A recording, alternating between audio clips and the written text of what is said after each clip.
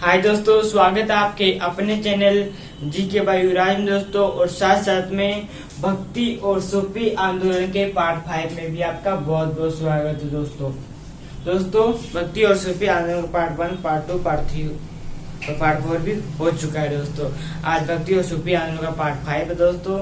और भक्ति और सूफी आंदोलन के पार्ट 4 में हम दोस्तों जो भक्ति थी, भक्ति आंदोलन के बारे में पढ़ रहे थे दोस्तों पार्ट 4 में। और वह भक्ति आंदोलन कंप्लीट हो गया था।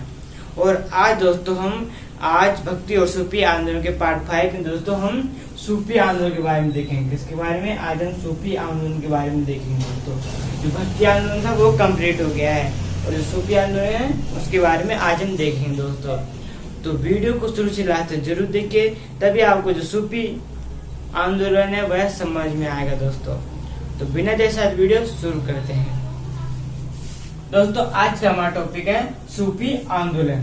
तो शुरू करते हैं। धर्म की जानकारी और नैतिकता की जानकारी। इसकी धर्म की जानकारी दोस्तों है ना, और नैतिकता की जानकारी, इन दोनों का उद्देश्य है ईश्वर को जानना। क्या है इनका उद्देश्य? ईश्वर को जानना। किस का? धर्म की जानकारी और नैतिकता जानकारी का उद्देश्य एक ही है, ईश्वर को जानना। धर्म के दोस्तों दो पहलू होते हैं। कितने पहलू? धर्म के दोस्तों दो पहलू होते हैं, एक बाहरी पहलू और दूसरा आंतरिक पहलू। पहला और दूसरा, पहला बाहरी, दूसरा आंतरिक दोस्तों। बाहरी जिसमें मूर्ति पूजा होगी, ये सभी बाहरी में आता है दोस्तों। और आंतरिक जिसमें आडंबर नहीं होगा। बाहरी में आडंबर होगा दोस्तों, आंतरिक पहलू में दोस्तों आडंबर नहीं होगा। तो उसे हम क्या कहते हैं? आंतरिक पहलू कहते हैं। और बाहरी मूर्ति पूजा होगी और आडंबर भी होगा दोस्तों, तो उसे हम बाहरी पहलू कहते हैं। और आंतरिक पहलू के लिए मैं एक शब्द लिखता हूँ जिसका नाम है रहस्यवाद। क्या है? रहस्यवाद। दोस्तों जो सूफी संत थे यह रहस्यवादी थे। क्या थे? जो सूफी संत थे दोस्तों वह रहस्यवादी थे। और सूफी शब्द अरबी भाषा का शब्द है। कौन सी भाषा का शब्द है? सूफी शब्द दोस्तों अरबी भाषा का शब्द है, जिसका अर्थ है पवित्र या मोटे या ऊने वस्त्र धारण करने वाले लोग। तो उसे हम क्या कहते हैं? सूफी कहते हैं। तो समझ में आ गया। सूफी अरबी भाषा का शब्द है दोस्तों, और इसका अर्थ है पवित्र या मोटे या ऊनी वस्त्र धारण करने वाले। तो और दोस्तों सूफी यूनानी भाषा के सोफिया शब्द से भी माना जाता है। कि दोस्तों एक देख लिया कि अरबी भाषा का शब्द है, और दोस्तों जो सूफी शब्द है दोस्तों यह यूनानी भाषा के सोफिया शब्द से लिया गया है, जिसका अर्थ है ज्ञान। तो समझ में आ गया कि सूफी अरबी भाषा से लिया गया है, जिसका अर्थ है पवित्र। और दोस्तों कहीं यह भी बताया जाता है कि जो सूफी शब्द यूनानी भाषा के सोफिया शब्द से लिया गया है, जिसका अर्थ है ज्ञान। दोनों ही याद रखना चाहिए दोस्तों। अब है सूफीवाद। सूफीवाद का सिद्धांत। क्या? सूफीवाद का सिद्धांत दोस्तों, जो सूफीवाद है यहाँ यह वहदत उल वजूद एक सिद्धांत है, उस पर कार्य करता है। मतलब दोस्तों सूफीवाद का सिद्धांत वहदत उल वजूद ने दिया था। और यह शब्द वहदत उल वजूद, ये शब्द दोस्तों यह इब्न उल अरबी ने दिया था। किसने दिया था? इब्न उल अरबी ने यह शब्द दिया था। तो समझ में आ गया। सूफीवाद वहदत उल वजूद सिद्धांत पर कार्य करता है। वहदत उल वजूद शब्द दोस्तों इब्न उल अरबी ने दिया था। तो दोस्तों आपको समझ में आ गया कि धर्म की जानकारी और नैतिकता की जानकारी का एक उद्देश्य है ईश्वर को जानना। दो पहलू है, बाहरी आंतरिक। सूफी यूनानी भाषा के सोफिया शब्द से लिया गया, जिसका अर्थ है ज्ञान। और दूसरा इसका अर्थ है अरबी भाषा का शब्द है, और जिसका अर्थ है पवित्र। और सूफीवाद का सिद्धांत वहदत उल वजूद से दिया गया। मतलब सूफीवाद सिद्धांत वहदत उल वजूद पर कार्य करता है दोस्तों। तो दोस्तों इतना आपको समझ में आ गया होगा। तो दोस्तों अब आगे देख लेते हैं। आगे दोस्तों खान का है मलुकजात, शमा, फना, मराफत, बासरा और बेसरा। तो सबसे पहले खानकाह क्या होता है दोस्तों देख लेते हैं। खानकाह है तो दोस्तों खानकाह क्या होता है कि सूफी संतों का निवास स्थल, मतलब दोस्तों जहाँ सूफी संत रहते हैं उस स्थान को क्या कहते हैं, खानकाह है। जैसे कि दोस्तों गरीब नवाज, क्या गरीब नवाज जो कि अजमेर में है, यहाँ सूफी संत रहते हैं, है ना दोस्तों, तो उसे हम खानकाह कहेंगे दोस्तों। दूसरा है मलुक जात। तो मलुक जात क्या होते हैं दोस्तों कि सूफी संतों के कथनों का संग्रह क्या कहलाता है, मलुक जात कहलाता है। जहाँ दोस्तों सूफी संतों के कथनों का संग्रह है ना, तो उसको हम मलुक जात कहते हैं। तीसरा है समा। समा तो समा क्या होता है कि ईश्वर की संगीत के माध्यम से आराधना करना क्या कहलाता है, समा कहलाता है। तो समझ में आ गया समा क्या कहलाता है कि ईश्वर की संगीत के माध्यम से आराधना करना क्या कहलाता है, समा कहलाता है। चौथा है फना। तो दोस्तों फना क्या होता है कि ईश्वर में विलीन होना क्या कहलाता है, फना कहलाता है। जैसे कि दोस्तों जो मीराबाई थी यह रणछोड़ जी के मंदिर में एक मूर्ति में समा गई थी, मतलब कि विलीन हो गई थी। तो उस तरह से ही ईश्वर में विलीन होना क्या कहलाता है, फना कहलाता है दोस्तों। अगला मराफत। तो दोस्तों मराफत क्या होता है कि भ्रम ज्ञान की प्राप्ति। क्या दोस्तों, भ्रम ज्ञान की प्राप्ति क्या कहलाती है, मराफत कहलाती है। अगला छठवा है बासरा। तो दोस्तों शरीयत की प्रधानता स्वीकार करना क्या कहलाता है, मराफत। जो दोस्तों जो सूफी संत शरीयत की प्रधानता स्वीकार करते हैं उन्हें क्या कहते हैं, बासरा कहते हैं। शरीयत का मतलब होता है इस्लामिक कानून, मतलब कि जो सूफी संत इस्लामिक कानून की प्रधानता को स्वीकार करते हैं उन्हें हम क्या कहते हैं, उन्हें हम दोस्तों बासरा कहते हैं। आगे दोस्तों सिलसिला। सिलसिला क्या होता है दोस्तों, सिलसिला होता है दोस्तों, हम सिलसिला को कह सकते हैं संप्रदाय या हम कह सकते हैं उसे शाखा।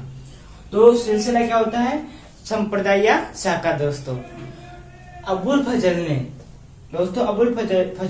ने अपनी पुस्तक आईने अकबरी में कहा है कि सूफी संतों के 14 सिलसिले हैं। कितने सिलसिले हैं, 14 सिलसिले हैं। मतलब कि दोस्तों सूफी संतों के 14 संप्रदाय हैं। अबुल फजल ने ऐसा कहा है अपनी बुक आईने अकबरी में दोस्तों कि सूफी संतों के 14 सिलसिले हैं। परंतु दोस्तों हमारे भारत में 5 सिलसिले प्रचलित है ना। तो हम जो भारत में 5 सिलसिले प्रचलित है उन्हीं के बारे में देखेंगे दोस्तों। तो कौन कौन सिलसिले हैं, चिश्ती, सुहरावर्दी, कादरी, सत्तारी और नक्शबंदी, ये सभी सिलसिले हैं। तो ये कितने सिलसिले हैं, 5 सिलसिले हैं दोस्तों जो कि भारत में प्रचलित है ना दोस्तों। तो इन 5 सिलसिलों में 2 भागों में बांट देता हूँ, एक दिल्ली सल्तनत और एक मुगल काल। तो दिल्ली सल्तनत का टाइम पीरियड है दोस्तों 1206 से 1226 तक, है ना।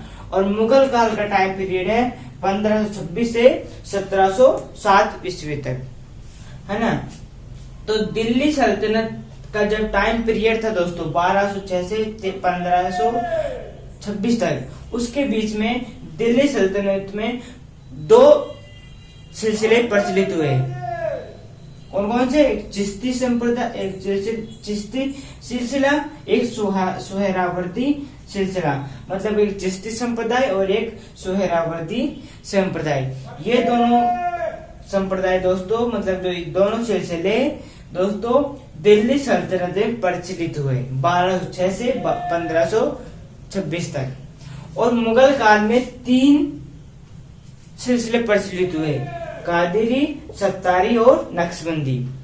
ये सभी संप्रदाय दोस्तों मुगल काल में प्रचलित हुए। मुगल काल का टाइम पीरियड कितना है? 1526 से 1707 तक। इसके बीच में कादरी, सत्तारी और नक्शबंदी संप्रदाय मुगल काल में प्रचलित हुए।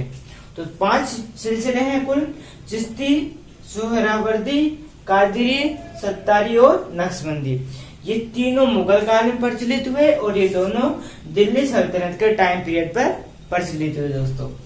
तो आपको समझ में आ गया सिलसिला क्या होता है, संप्रदाय या शाखा दोस्तों। और अवलपुत्र ने अपनी पुस्तक आयना के बारे में कहा है सूफी संतों के 14 सिलसिले हैं, परंतु हमारे भारत में 5 सिलसिले प्रचलित है। तो दोस्तों अब जो 5 सिलसिले हैं उसके बारे में अच्छे से देख लेते हैं। आगे दोस्तों 5 सिलसिले। तो दोस्तों जो 5 सिलसिले हैं उनमें से पहला है चिश्ती सिलसिला। चिश्ती सिलसिला सबसे ज्यादा उदारवादी और लोकप्रिय है। क्या था? जो चिश्ती संप्रदाय था दोस्तों यह सबसे ज्यादा उदार और लोकप्रिय था। और चिश्ती संप्रदाय के जो संत थे वह है दोस्तों संगीत के माध्यम से ईश्वर की आराधना करते थे। इसके माध्यम से, संगीत के माध्यम से दोस्तों यह ईश्वर की आराधना करते थे। और चिश्ती संप्रदाय दोस्तों राजकीय संरक्षण स्वीकार नहीं करते थे। मतलब दोस्तों राजकीय संरक्षण स्वीकार नहीं करते थे, है ना। और जो चिश्ती संप्रदाय के लोगों ने दोस्तों विलायत नामक एक संगठन बनाया। क्या बनाया? विलायत नामक एक संगठन बनाया दोस्तों, जो कि राज्य के नियंत्रण में नहीं था। कौन? विलायत नामक जो संगठन था दोस्तों ये राज्य के नियंत्रण में नहीं था। और यह संगठन दोस्तों चिश्ती संप्रदाय के संतों ने मिलकर बनाया था। और चिश्ती संप्रदाय के जो संत थे उन्होंने योग को बढ़ावा दिया। क्या दिया? योग का समर्थन किया, योग को बढ़ावा दिया दोस्तों। अगला मानव सेवा। चिश्ती संप्रदाय के लोगों ने मानव सेवा को भी बढ़ावा दिया, मानव सेवा का समर्थन किया दोस्तों। और जो चिश्ती संप्रदाय के जो लोग थे यह जाति, धर्म और जन्म के नाम पर भेदभाव नहीं करते थे। किसी के साथ भी भेदभाव नहीं करते थे। जाति में, धर्म हो या जन्म हो दोस्तों, इसके नाम पर कोई भी चिश्ती संप्रदाय के जो थे वह कोई भी भेदभाव नहीं करते थे दोस्तों। तो चिश्ती संप्रदाय होगा ये सबसे ज्यादा लोकप्रिय थे, संगीत के माध्यम से ईश्वर की आराधना करते थे, राजकीय संरक्षण स्वीकार नहीं करते थे और विलायत नामक संगठन उन्होंने बनाया और योग को बढ़ावा दिया और मानव सेवा को भी बढ़ावा दिया। जाति, धर्म और जन्म के नाम पर भेदभाव किसी के साथ भी नहीं किया दोस्तों। दूसरा सिलसिला है सुहरावर्दी। सुहरावर्दी दोस्तों जो संत थे वह क्या थे? वह रूढ़िवादी थे। क्या थे? रूढ़िवादी थे। और सुहरावर्दी के जो संत थे दोस्तों वह राजकीय संरक्षण स्वीकार करते थे, जबकि चिश्ती संप्रदाय के लोग राजकीय संरक्षण स्वीकार नहीं करते थे। और सुहरावर्दी जो थे वह राजकीय संरक्षण स्वीकार करते थे दोस्तों, है ना। और सुहरावर्दी के जो संत थे उनका मानना है कि धन संग्रह, मतलब कि दोस्तों धन का संग्रह करना अच्छी बात है, परंतु धन का दुरुपयोग करना गलत बात है। ऐसा चिश्ती सुहरावर्दी संतों का मानना था दोस्तों। तो दोस्तों ये था हमारा सुहरावर्दी सिलसिला। रूढ़िवादी थे, राजकीय संरक्षण स्वीकार करते थे और धन का संग्रह करना अच्छी बात है बताया गया है, और धन का दुरुपयोग करना दोस्तों गलत बात, ऐसा संतों का मानना है दोस्तों। यह था हमारा दूसरा सुहरावर्दी। अब है तीसरा कादिरी। दोस्तों कादिरी रूढ़िवादी भी थे। कादिरी संप्रदाय के लोग रूढ़िवादी थे और उदारवादी थे, दोनों थे। रूढ़िवादी थे और उदारवादी दोनों दोस्तों, दोनों ही कादिरी संप्रदाय के लोग थे। है ना। अब चौथा है सत्तारी संप्रदाय, मतलब कि सत्तारी सिलसिला दोस्तों। सत्तारी सिलसिला के लोग दोस्तों हिंदू मुस्लिम की एकता को बढ़ावा देते थे। क्या देते थे? हिंदू मुस्लिम की एकता को दोस्तों सत्तारी संप्रदाय के लोगों ने बढ़ावा दिया और साथ साथ में योग का समर्थन भी किया, मतलब कि योग को बढ़ावा दिया। जिस तरह से दोस्तों चिश्ती संप्रदाय के लोगों ने योग को बढ़ावा दिया था, उसी प्रकार सत्तारी संप्रदाय के लोगों ने भी योग को बढ़ावा दिया, मतलब कि योग का समर्थन किया दोस्तों। तो दोस्तों ये था हमारा चौथा सत्तारी संप्रदाय, मतलब कि दोस्तों सत्तारी सिलसिला। पांचवा है और लास्ट नक्शबंदी सिलसिला। यह नक्शबंदी सिलसिला जो लोग थे वह कट्टरवादी थे। कहते कट्टरवादी थे दोस्तों, और शरीयत की विचारधारा को मानते थे। शरीयत क्या होता था आपको पता है? थोड़ी देर पहले ही हमने देखा था कि शरीयत का मतलब होता है इस्लामिक कानून। तो दोस्तों जो नक्शबंदी जो संत थे वह इस्लामिक कानून को मानते थे, इस्लामिक कानून की जो विचारधारा थी उनको मानते थे। अब है नक्शबंदी के जो संत थे वह संगीत के घोर विरोधी थे, मतलब कि दोस्तों संगीत का विरोध करते थे। तो ये था हमारा पांचवा नक्शबंदी संप्रदाय, मतलब कि नक्शबंदी सिलसिला। तो ये थे हमारे 5 सिलसिले, चिश्ती, सोहरावर्दी, सत्तारी, नक्शबंदी और कादरी दोस्तों। तो दोस्तों आपको समझ में आगे होंगे। तो अब हम क्या करेंगे दोस्तों, हमने चिश्ती पांचों संप्रदाय के बारे में पढ़ लिए हैं, और ये तो हमारी जनरल नॉलेज के लिए जानकारी है ना। तो दोस्तों अब देख लेते हैं पांचों जो सिलसिले हैं उनके बारे में डिटेल से, मतलब कि उनकी स्थापना किसने की, और जैसे चिश्ती संप्रदाय में कौन कौन से संत आते हैं, सोहरावर्दी में कौन कौन से संत आते हैं दोस्तों। तो अगर ये हमको समझ में आएगा दोस्तों, तो हमारा पेपर में सूफी आंदोलन से कोई भी क्वेश्चन गलत नहीं जाएगा। तो वीडियो को शुरू से लास्ट तक जरूर देखें दोस्तों, लास्ट तक बने रहे और वीडियो को अच्छे से देखें। तो अब इनके बारे में डिटेल से देख लेते हैं। आगे हैं दोस्तों चिश्ती संप्रदाय, मतलब दोस्तों चिश्ती सिलसिला। तो इस चिश्ती संप्रदाय की स्थापना दोस्तों खुरासान में हुई थी। कहाँ हुई थी? चिश्ती संप्रदाय की स्थापना दोस्तों खुरासान में हुई थी। इसके संस्थापक थे ख्वाजा अबू अब्दाल चिश्ती। कौन थे? ख्वाजा अबू अब्दाल चिश्ती ने दोस्तों चिश्ती संप्रदाय की स्थापना की थी। कहाँ? खुरासान में दोस्तों। और भारत में सूफी संतों का आगमन महमूद गजनवी के साथ हुआ था। किसके साथ? महमूद गजनवी के साथ दोस्तों भारत में सूफी संतों का आगमन हुआ था। भारत आने वाले प्रथम सूफी संत कौन थे? तो दोस्तों भारत आने वाले प्रथम सूफी संत थे शेख इस्माइल। कौन थे? शेख इस्माइल दोस्तों ये भारत आने वाले प्रथम सूफी संत थे। यह सबसे पहले लाहौर आए थे। कहाँ आए थे? लाहौर आए थे दोस्तों शेख इस्माइल, जो कि ये सबसे पहले भारत आने वाले व्यक्ति है दोस्तों, सूफी संत है। और भारत में चिश्ती संप्रदाय की स्थापना किसने की थी दोस्तों? अब है दोस्तों भारत में चिश्ती संप्रदाय। तो दोस्तों भारत में चिश्ती संप्रदाय की स्थापना ख्वाजा मोइनुद्दीन चिश्ती ने की थी। किसने की थी? ख्वाजा मोइनुद्दीन चिश्ती ने दोस्तों भारत में चिश्ती संप्रदाय की स्थापना की थी। ख्वाजा मोइनुद्दीन चिश्ती मोहम्मद गोरी के साथ भारत आए थे। किसके साथ भारत आए थे? मोहम्मद गोरी के साथ दोस्तों ख्वाजा मोइनुद्दीन चिश्ती भारत आए थे। और इनका जन्म सिस्तान में हुआ था। कहाँ हुआ था? ख्वाजा मोइनुद्दीन चिश्ती का जन्म सिस्तान मध्य एशिया में हुआ था। कहाँ हुआ था? मध्य एशिया सिस्तान में दोस्तों ख्वाजा मोइनुद्दीन चिश्ती का जन्म हुआ था। और ख्वाजा मोइनुद्दीन चिश्ती ने अजमेर को अपनी खानकाह के रूप में स्थापित किया।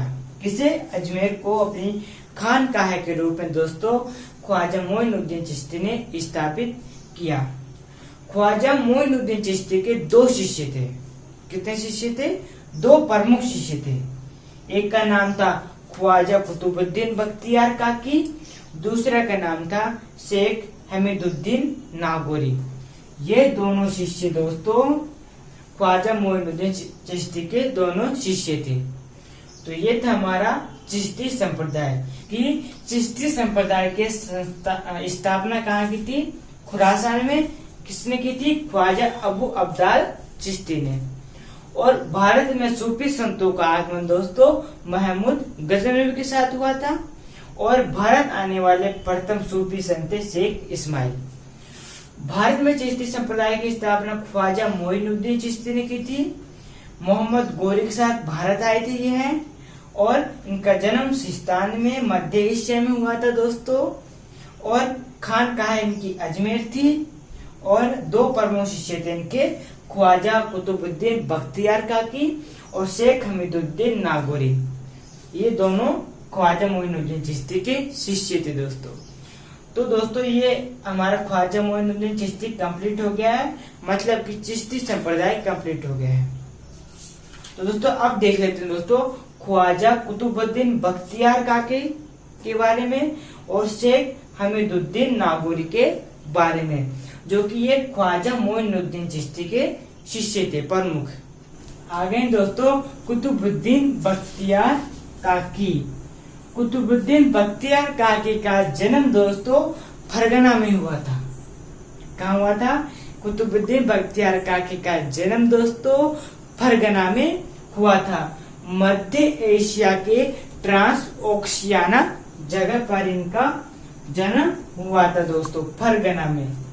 और कुतुबुद्दीन बख्तियार काकी ने अपनी खानकाह दिल्ली को बनाया, मतलब दोस्तों दिल्ली को अपनी खानकाह के रूप में स्थापित किया दोस्तों कुतुबुद्दीन बख्तियार काकी ने।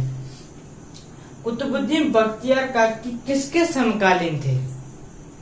तो दोस्तों कुतुबुद्दीन बख्तियार काकी कुतुबुद्दीन ऐबक के समकालीन थे। किसके समकालीन थे? कुतुबुद्दीन ऐबक के समकालीन थे दोस्तों कुतुबुद्दीन बख्तियार काकी। कुतुबुद्दीन ऐबक ने कुतुबुद्दीन बख्तियार काकी के स्वागत में कुतुब मीनार का निर्माण किया था। किसका निर्माण करवाया था? कुतुब मीनार का निर्माण करवाया था दोस्तों कुतुबुद्दीन ऐबक ने कुतुबुद्दीन बख्तियार काकी के स्वागत में। कुतुब मीनार का पूरा करने का श्रेय दोस्तों इल्तुतमिश को जाता है। इस पूरा करने का पूरा निर्माण दोस्तों इल्तुतमिश ने किया था दोस्तों। इसका पूरा श्रेय इल्तुतमिश को जाता है। तो समझ में आ गया आपको। इनका जन्म फरगना में हुआ था, मध्य एशिया के ट्रांस ओक्शियाना जगह पर। इनकी खानकाह कौन? दिल्ली थी। और किसके समकालीन थे? कुतुबुद्दीन ऐबक के समकालीन थे।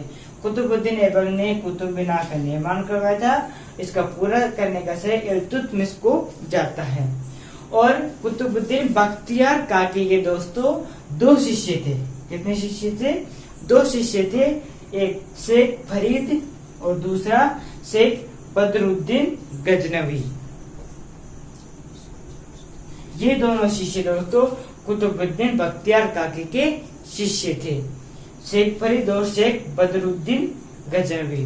तो ये थी हमारी कुतुबुद्दीन बख्तियार काकी के बारे में जानकारी, जो कि कंप्लीट हो गई दोस्तों। आगे दोस्तों शेख हमीदुद्दीन नागौरी।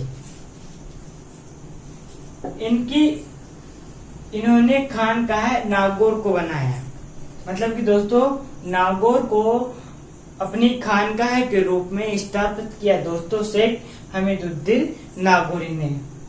और शेख हमीदुद्दीन नागौरी की आजीविका थी कृषि पर निर्भर थी। और शेख हमीदुद्दीन नागौरी ऐसे प्रथम सूफी संत थे दोस्तों जो कि कृषि करके अपना जीवन यापन करते थे, खेती करते थे, मतलब कि ऐसे ये प्रथम संत थे दोस्तों। तो समझ में आ गया।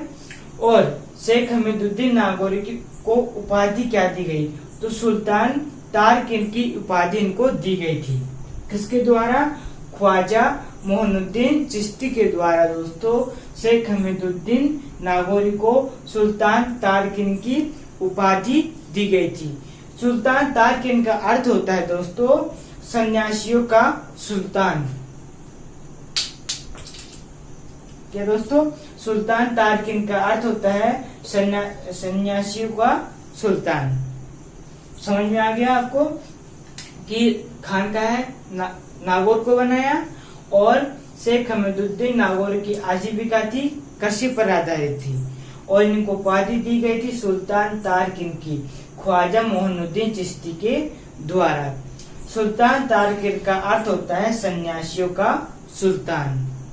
तो आपको समझ में आ गया शेख हमीदुद्दीन नागौरी के बारे में ये जानकारी थी जो कि आपको समझ में आ गई होगी दोस्तों।